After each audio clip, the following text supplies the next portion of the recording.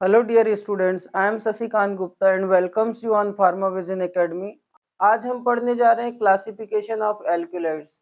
इसके अलावा इसके एमसीक्यूज करेंगे कि फार्मा कंपटीशन एग्जाम में किस किस टाइप के क्वेश्चंस आते हैं।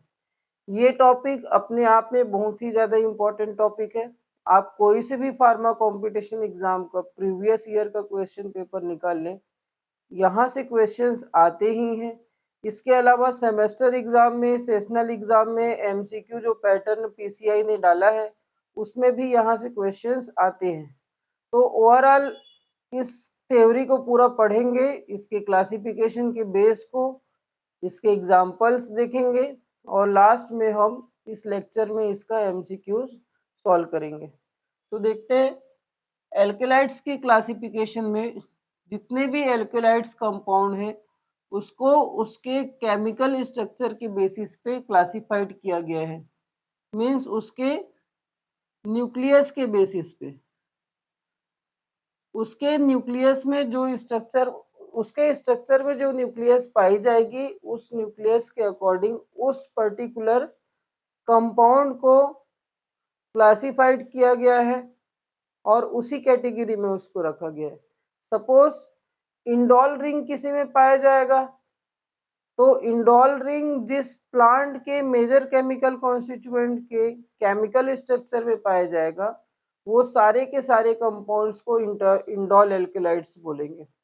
इमिडाजोल जिस कंपाउंड के केमिकल स्ट्रक्चर में पाए जाएंगे उस उससे रिलेटेड जितने भी बायोलॉजिकल सोर्सेस है, प्लांट सोर्सेस है, वो सबको इमिडाजोल एल्केलाइड्स में रखा गया है।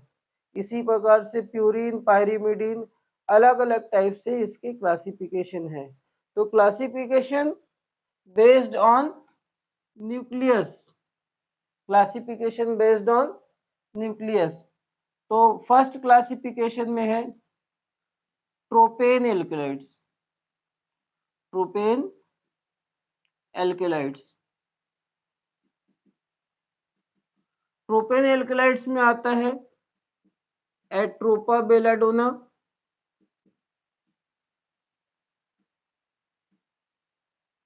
दूसरा आता है दतुरा, कोका, हायोसाइमस,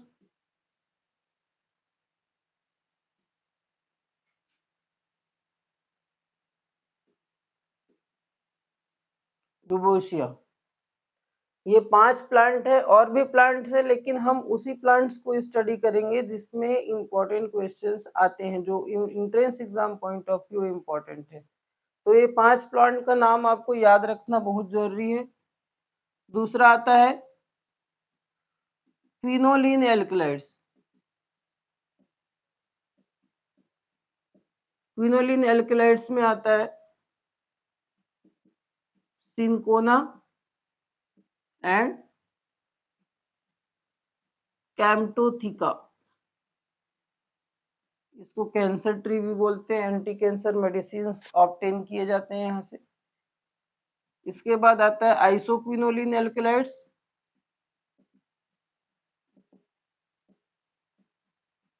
आइसोक्विनोलिन एल्कलाइड्स में आता है ओपियम, क्यूरर या क्यूरारे भी बोलते हैं इसको,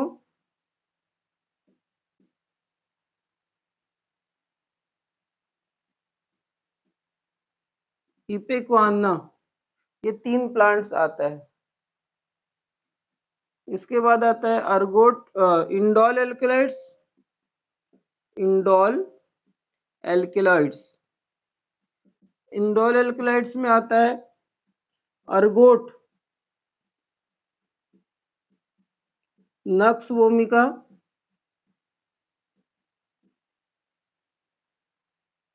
रावोल्फिया,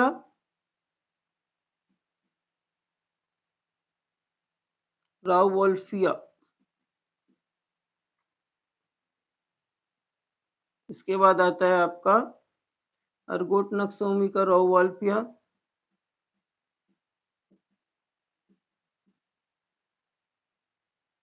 पायोस्टिग्मा आता है,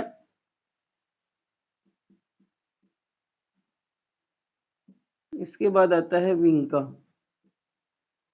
ये पांच प्लांट आते हैं किसके अंदर, इंडोल एल्केलाइड्स के अंदर। ठीक, इसके बाद आता है amino alkaloids. Amino alkaloids, amino alkaloids में आता है आपका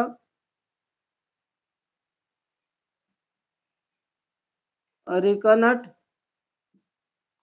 अरेका नट 6 आता है इमिडाजोल एल्केलाइड्स।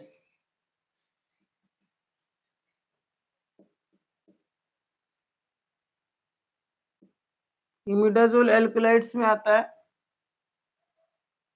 नहीं, एमिनो एल्केलाइड्स में आता है इफेड्रा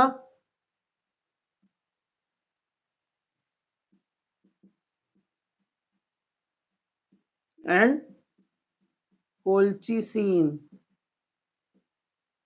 ठीक, इमिडाजोल एल्केलाइड्स में आता है आपका पिलोकार्पस,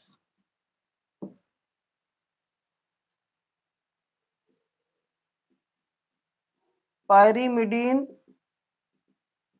एल्केलाइड्स। नेक्स्ट क्लासिफिकेशन है, इसमें आता है आपका अरेका नट एंड लोबेलिया आता है। ये प्लांट्स हैं और उसके क्लासिफिकेशन। इसके अलावा और भी क्लासिफिकेशन है, इसको नेक्स्ट स्लाइड में देखेंगे।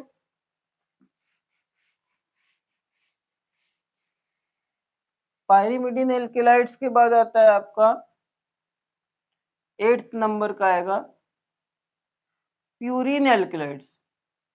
प्यूरिन एल्केलाइड्स, प्यूरिन एल्केलाइड्स में आता है tea, coca, cola, coffee and cocoa. Purine alkaloids, pyrimidine alkaloids, purine alkaloids, ये अलग अलग है, आपको बहुत अच्छे से याद रखना पड़ेगा। 8th नंबर का है। 9 नंबर में आता है स्टेरॉयडल एल्केलाइड्स।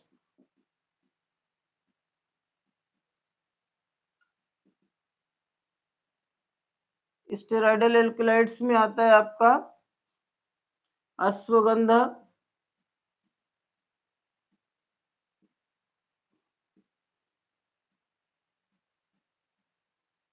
कुर्ची, ये दो प्लांट्स स्टेरॉयडल एल्केलाइड्स में आते हैं।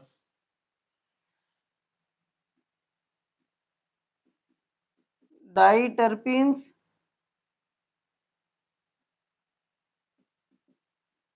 डाइटर्पिनॉइड्स में आता है आपका एकोनाइट। एकोनाइट आता है डाइटर्पिन्स में।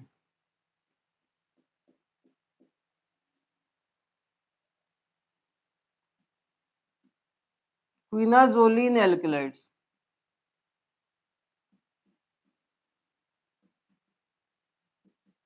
क्विनाजोलिन में आता है वसाका।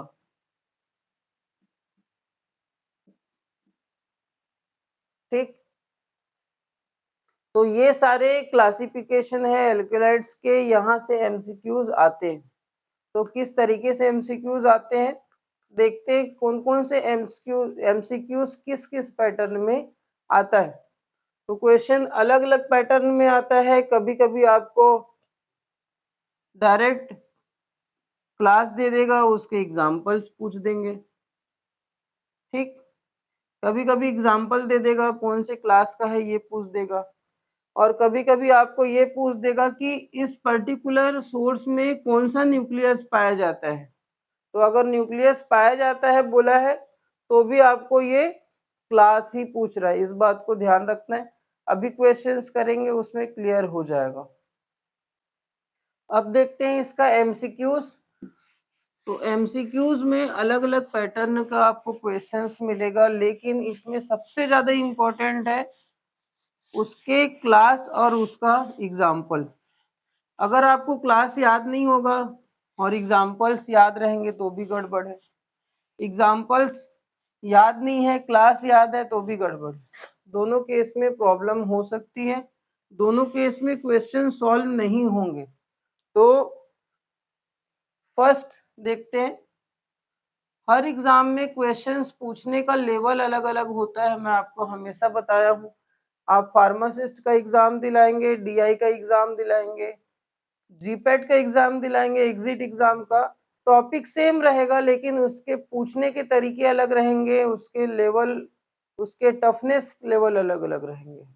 ठीक है, तो क्वेश्चन देखते हैं। Which of the following plants belongs to alkaloids? वह कौन सा प्लांट है जो एल्कलॉइड्स को बिलोंग करता है? First lobelia, second kurchi, third atropa belladonna, atropa plant, and fourth all of above, all of above. तो ये क्वेश्चन है, डायरेक्ट आपको पूछा है एल्कलाइड्स को बिलोंग करने वाले प्लांट्स कौन है, तो आपको सारे प्लांट्स के नाम याद होंगे तब आप बता सकते हैं। जनरली कई क्वेश्चन में हम ये देखते हैं कि ऑल ऑफ ओबो लिखा है तो आंख बंद करके ऑल ऑफ ओबो लगा देते हैं। तो ये जरूरी नहीं है कि ऑल ऑफ ओबो हमेशा सही हो, 50-50 रहता है। 50% क्वेश्चन में ऑल ऑफ ओबो सही रहता है, 50% क्वेश्चन में ऑल ऑफ ओबो गलत रहता है। मैं 2 क्वेश्चन करा के बताऊंगा। क्वेश्चन सेम है, स्टेटमेंट सेकंड का स्टेटमेंट सेम है, ये पूरा का पूरा स्टेटमेंट सेम। ठीक, which of the following plants belongs to alkaloids, इसके एग्जाम्पल अब अलग हो जाएंगे। पहला डिजिटलिस,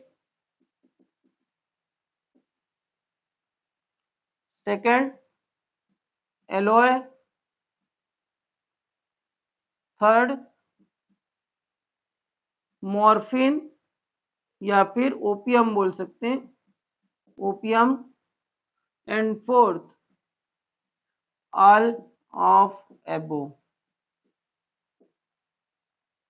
दो एमसीक्यूज है जिसमें दोनों का सेम स्टेटमेंट है, लिखा नहीं हो, अंडरस्टूड है कि सेम स्टेटमेंट, लेकिन उसके एग्जाम्पल अलग अलग है। लेकिन फोर्थ नंबर का एग्जाम्पल कॉमन है, एक में ऑल ऑफ अबो है और दूसरे नेक्स्ट में भी ऑल ऑफ अबो दिया है। अब आपको अगर इसके एल्केलाइड्स के क्लासिफिकेशन में प्लांट्स के नेम याद नहीं रहेंगे तो इस क्वेश्चन को सॉल्व ही नहीं कर सकते। एक में आपने ऑल ऑफ अबो टिक किया तुक्का मार के तो ये सही हो गया, क्योंकि सारे प्लांट्स एल्केलाइड्स के कैटेगरी के हैं। दूसरे अगर किस्मत खराब है, ये क्वेश्चन ये ऐसा ना आया, क्वेश्चन ऐसा आ गया, ठीक है, स्टेटमेंट तो सेम था लेकिन ऑप्शन चेंज हो गए और आपने अगली बार फिर से ऑल ऑफ अबो टिक कर दिए, तो ये क्वेश्चंस का आंसर नहीं है, ये गलत आंसर हो जाएगा। माइनस मार्किंग का कोई एग्जाम है तो माइनस मार्किंग भी मिल सकते हैं, अगर माइनस मार्किंग नहीं है तो इस क्वेश्चंस के कोई मार्क्स नहीं मिलेंगे। तो आंसर इस क्वेश्चन के लिए राइट आंसर है opium.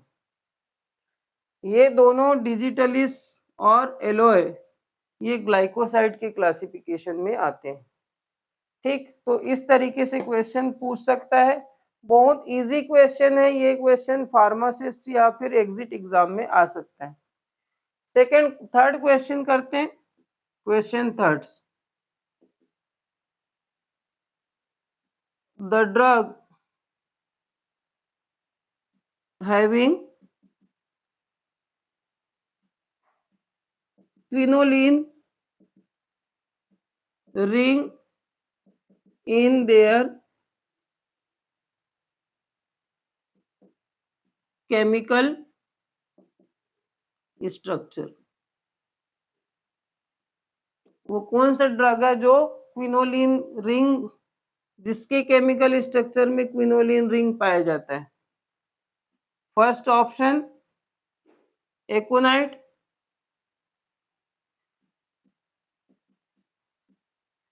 Second option first, option second ephedra, third colchicine, fourth दे देते हैं सिनकोना।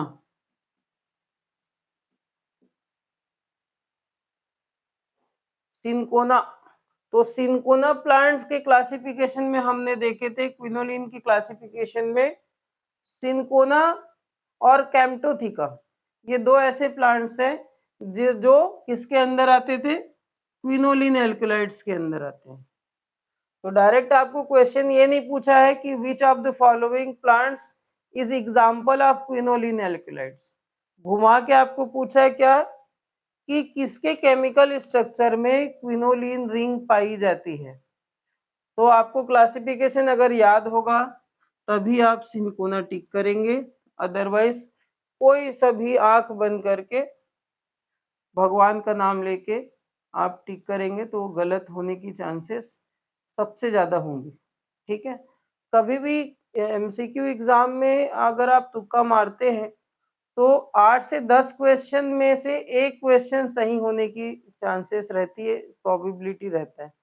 10% आंसर सही हो पाते हैं अगर आपको क्वेश्चन के बारे में पता ही नहीं है और ना ही उसके ऑप्शन के बारे में पता है, सिर्फ आप आंख बंद करके टिक कर रहे हैं तो 90% क्वेश्चंस गलत होते हैं।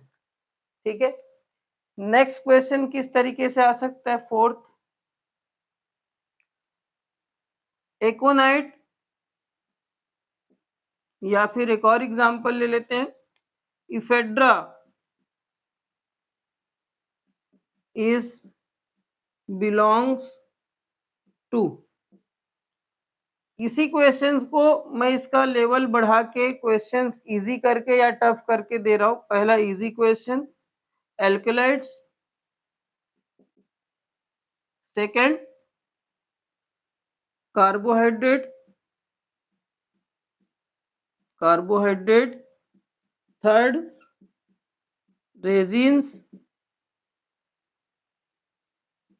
Fourth glycoside. 4 ऑप्शन है। इफेड्रा कौन से कैटेगरी को बिलोंग करता है?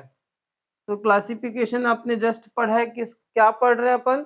एल्कलाइड्स। अभी पढ़ रहे हैं करके आप ऑप्शन दे आंसर दे रहे हो, लेकिन यही क्वेश्चन 6 महीने बाद पूछा जाए विदाउट एनी रिविजन तो आप इसी क्वेश्चन को गलत कर देंगे।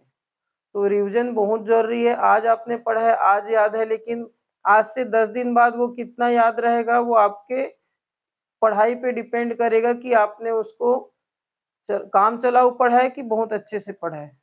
चाहे काम चलाऊ पढ़ो चाहे बहुत अच्छे से पढ़ो, आपको रिवीजन की जरूरत दोनों केस में पड़ती है। ठीक, इसी क्वेश्चंस को मैं एक और पैटर्न में दे रहा हूं, ephedra belongs to, same statement, option change हो जाएंगे। फर्स्ट एमिनो एल्कलाइड्स,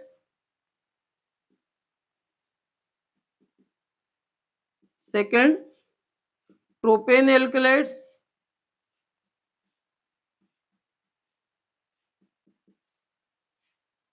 थर्ड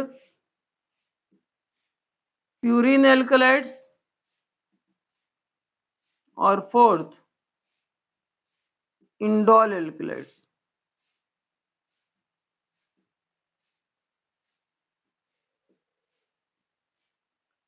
इफेड्रा कौन से कैटेगरी को बिलोंग करता है? पहले तो डायरेक्ट एल्कोलाइड पूछ दिया था आपसे, ब्रॉड लेवल क्वेश्चन है। उसके बाद उसके अंदर जाके पूछा है तो कौन सी कैटेगरी को बिलोंग करता है ये? इंडोल एल्कलाइड्स की कैटेगरी को बिलोंग करता है। कभी कभी ये तीनों ऑप्शन आपको मिलेंगे एग्जाम में, लेकिन चौथा इंडोल मिलेगा ही नहीं। तो चौथा इंडोल नहीं मिलेगा तो क्या मिलेगा? नन ऑफ एबो। तो आपको अच्छे से याद रहेगा कि ये एर्गोड जो है वो ना ही एमिनो एल्कलाइड्स को बिलोंग करता है, ना ही ट्रोपेन एल्कलाइड्स, ना ही प्यूरिन एल्कलाइड्स। तब आप नॉन ऑफ एबो को टिक करेंगे। अगर याद ही नहीं है तो किसी चारों में से एक को आप तुक्का मार के टिक कर सकते हैं। उस केस में सही होने की प्रोबेबिलिटी बहुत कम होती है। ठीक है, तो इस तरीके से एल्कलाइड्स के क्लासिफिकेशंस आते हैं। तो क्या क्या था? पहला, ड्रग का नाम दिए रहेगा तो कौन से क्लास का है, तो क्लास में डायरेक्ट न्यूक्लियस पूछ सकता है, न्यूक्लियस जिस कैटेगरी का है, जो भी न्यूक्लियस पाया जाएगा उसका कैटेगरी पूछ देगा, या फिर ये पूछ देगा कि वो एल्कोलाइड है कि ग्लाइकोसाइड है कि टर्पिनॉइड्स है। नेक्स्ट क्वेश्चन आपको क्या पूछ सकता है कि कैटेगरी दिया होगा, ड्रग का नाम पूछ देगा, या फिर उसके ये भी पूछ सकता है कि उसके मेजर केमिकल कॉन्स्टिट्यूएंट में कौन सा रिंग पाया जाता है। क्वेश्चन में सपोज बोल दिया आपको दतूरा के मेजर केमिकल कॉन्स्टिट्यूएंट में कौन सा रिंग पाया जाता है, तो राइट आंसर होगा ट्रोपेन रिंग पाया जाता है।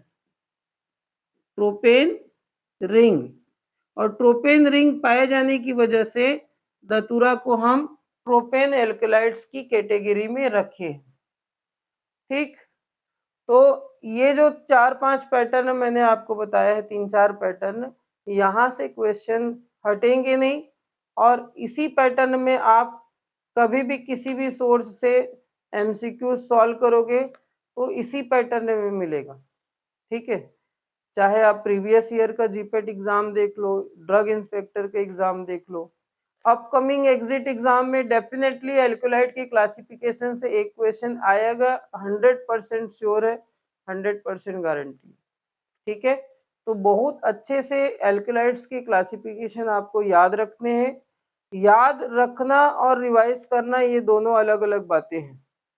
जब आप याद रखने के लिए पढ़ते हो तो एक ही दिन में 10 बार पढ़ते हो, मतलब उसी टाइम में 10 बार आप उसको रटते हो। लेकिन आप रिवाइज करने की साइकोलॉजी से पढ़ते हो तो आज अगर पहली बार एल्कलाइड्स पढ़ रहे हो तो एक ही बार पढ़ोगे, ज्यादा से ज्यादा 2 बार पढ़ोगे, लेकिन आने वाले 2 दिन बाद आप रिवाइज करोगे। Thank you so much for watching, have a nice day, please like and subscribe. Thank you.